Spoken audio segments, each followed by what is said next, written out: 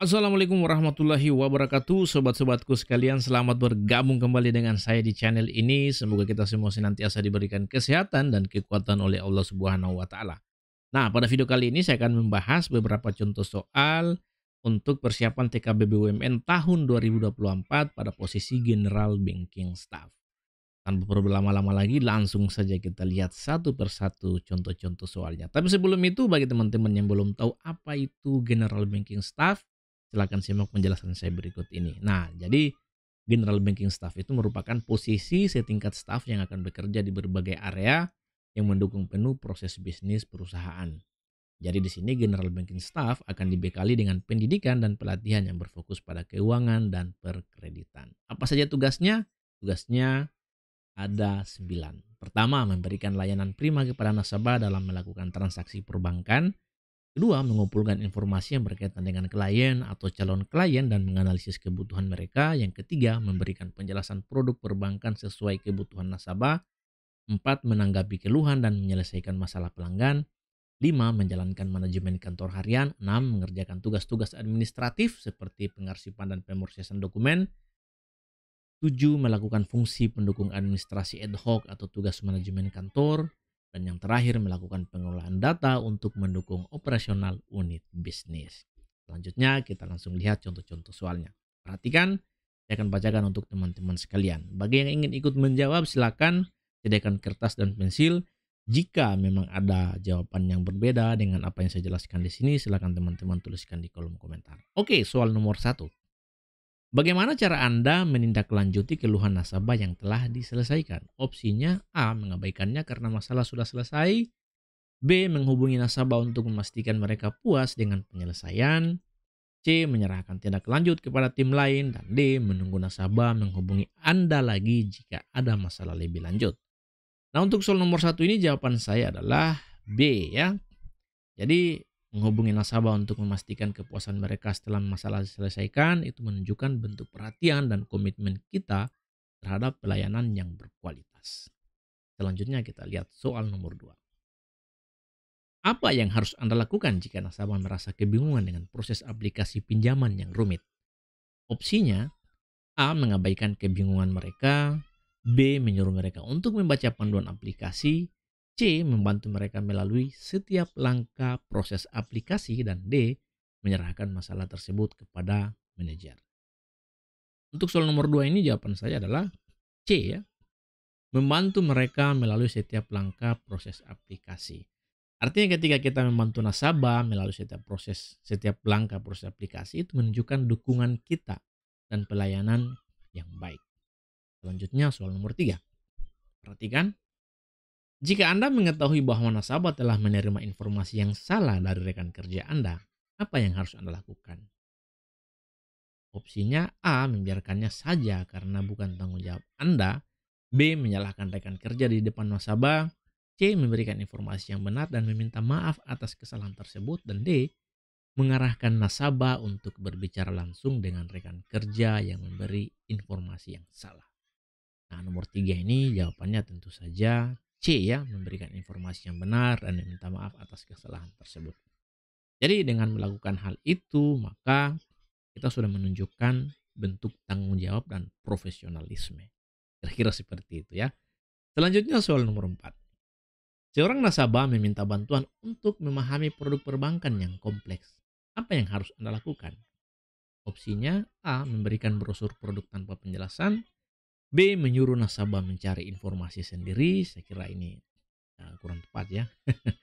C. Menjelaskan produk secara rinci dan menjawab semua pertanyaan mereka. Dan D. Mengalihkan nasabah ke layanan pelanggan lainnya.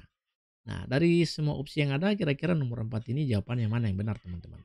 Coba silakan tentukan jawabannya. Saya hitung mundur mulai dari sekarang. 5, 4, 3, 2, 1. Nah, di sini saya menjawab C ya. Menjelaskan produk secara rinci dan menjawab semua pertanyaan mereka. Saya kira opsi C ini merupakan opsi yang paling tepat untuk model penyelesaian kasus seperti ini, karena dengan melakukan melakukan tindakan menjelaskan produk secara rinci dan menjawab semua pertanyaan mereka itu menunjukkan bahwa kita peduli dan berkomitmen untuk membantu mereka memahami produk perbankan. Kalau misalnya teman-teman punya opsi lain, silakan dituliskan di kolom komentar ya. Selanjutnya soal nomor 5, apa yang harus Anda lakukan jika seorang nasabah meminta layanan yang tidak bisa Anda berikan? Ini agak sulit juga ini kalau begini kondisinya ya. Kita coba lihat opsinya satu-satu. A mengatakan tidak bisa dan mengakhiri percakapan. B mencari solusi alternatif yang bisa Anda tawarkan. C menyuruh nasabah untuk pergi ke cabang lain. D mengabaikan permintaan nasabah. Opsi C dan D sepertinya tidak masuk akal ya. Kita suruh mereka pergi ke cabang lain, kita abaikan permintaan nasabah. Saya kira tindakan yang tidak perlu dilakukan oleh seorang general banking staff ya. Kira-kira seperti itu. Nah, untuk soal nomor 5 ini jawaban saya adalah B ya, mencari solusi alternatif yang bisa Anda tawarkan. Nah, ketika kita melakukan ini maka kita sudah menunjukkan bahwa kita telah berusaha membantu nasabah meskipun dia tidak bisa memberikan layanan yang diminta secara langsung. Kira seperti itu. Selanjutnya contoh soal nomor 6. Bagaimana cara Anda memastikan bahwa nasabah merasa dihargai selama interaksi? Nah, opsinya A. Menggunakan bahasa formal dan kaku. B. Menghindari kontak mata. C. Mendengarkan dengan penuh perhatian dan merespon dengan sopan. Dan D. Menyelesaikan interaksi secepat mungkin. Untuk soal nomor 6 ini jawaban saya adalah C ya. Mendengarkan dengan penuh perhatian dan merespon dengan sopan. Nah, ketika kita mendengarkan dengan penuh perhatian dan merespon dengan sopan, maka tentu hal itu bisa membuat nasabah merasa dihargai dan diperlakukan dengan baik. Selanjutnya soal nomor 7. Seorang nasabah mengeluh bahwa transaksi mereka tertunda. Apa langkah pertama yang harus Anda ambil? Nah, ini penting untuk kita cermati ya. Perhatikan baik-baik opsinya. A. Meminta maaf atas ketidaknyamanan yang terjadi. Bisa saja ya. Jawabannya opsi A. B. Menyuruh nasabah untuk mencoba lagi nanti. C. Mengabaikan keluhan tersebut. Nah, untuk opsi C ini saya kira kurang tepat. D. Memberikan mereka formulir pengaduan. Ya, kira-kira dari 4 opsi ini mana yang paling benar? Kita coba lihat jawabannya. Nah, di sini jawaban saya adalah A ya, meminta maaf atas ketidaknyamanan yang terjadi. Jadi kita minta maaf dulu kalau misalnya terjadi hal seperti ini. Ya, kenapa minta maaf? Karena dengan meminta maaf, maka itu menunjukkan bentuk empati dan kesediaan untuk membantu menyelesaikan masalah. Jadi ada masalah yang terjadi pada nasabah di mana nasabah mengeluh bahwa transaksi mereka tertunda, ya kita minta maaf dulu. Ya, karena mereka sudah merasa tidak nyaman dengan transaksi yang mereka lakukan. Setelah itu baru kita coba memberikan opsi menyelesaikan masalah yang sedang mereka hadapi. Kira-kira seperti itu. Selanjutnya soal nomor 8, perhatikan baik-baik. Apa yang harus Anda lakukan jika tidak tahu jawaban atas pertanyaan nasabah? Opsinya A. Mengarang jawaban untuk membuat nasabah senang. B. Mengabaikan pertanyaan dan melanjutkan tugas lainnya. C. Jujur mengakui bahwa Anda tidak tahu dan akan mencari tahu jawabannya. D. Menyalahkan sistem bank atas ketidaktahuan Anda. Kira-kira mana opsi yang benar, teman-teman? Di sini saya memberikan jawaban C ya. Jujur mengakui bahwa Anda tidak tahu dan akan mencari tahu jawabannya. Jadi kita mencoba untuk jujur bahwa ini masalah ini di luar kemampuan saya ya. Mari kita cari jawabannya sama-sama. Kira-kira seperti itu.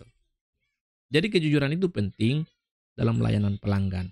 Mengakui bahwa kita tidak tahu dan berjanji untuk mencari tahu menunjukkan bentuk integritas dan komitmen untuk membantu nasabah. Kira-kira seperti itu.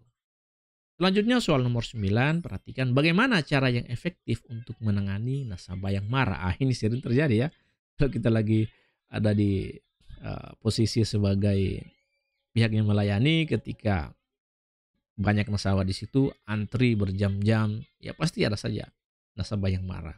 Nah, ini kita ditanya bagaimana sikap kita, ya cara kita menangani kondisi seperti ini agar situasi bisa kembali lebih kondusif. Kira-kira seperti itu. Kita coba lihat opsinya. A. Mengabaikannya hingga tenang. B. Meminta mereka untuk menulis keluhan. C. Menunjukkan empati dan memahami masalah mereka. D. Menyalahkan mereka atas masalah yang dihadapi. Nah, dari 4 opsi ini kira-kira mana yang benar?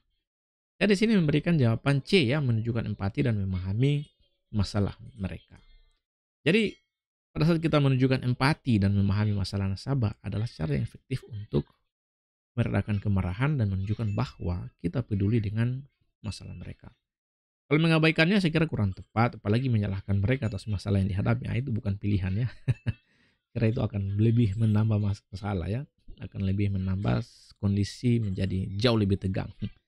Selanjutnya soal nomor 10, soal terakhir dari pembahasan contoh-contoh soal kita untuk untuk general staff banking. Perhatikan, saya akan bacakan untuk teman-teman sekalian. Apa langkah pertama yang harus Anda ambil ketika seorang nasabah datang dengan keluhan tentang layanan bank? Opsinya, menyalakan sistem bank. B. Mendengarkan keluhan nasabah dengan sabar. C. Meminta nasabah untuk menunggu hingga manajer tersedia.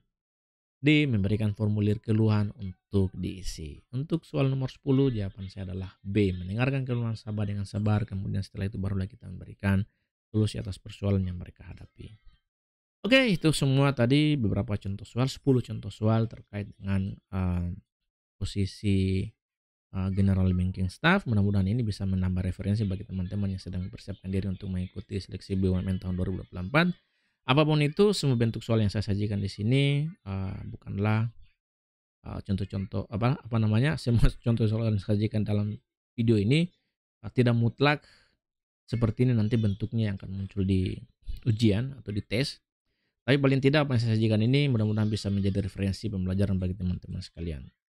Dan kalau misalnya ada jawaban yang salah, mohon maaf karena memang jawaban-jawaban yang ada dalam soal ini adalah jawaban-jawaban yang saya temukan di internet.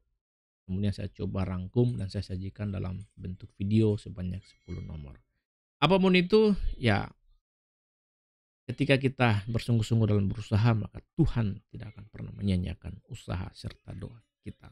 Jadi mari berusaha, rebut satu kursi di posisi yang sedang diincar. Dengan usaha dan doa, insya Allah Tuhan akan membantu kita.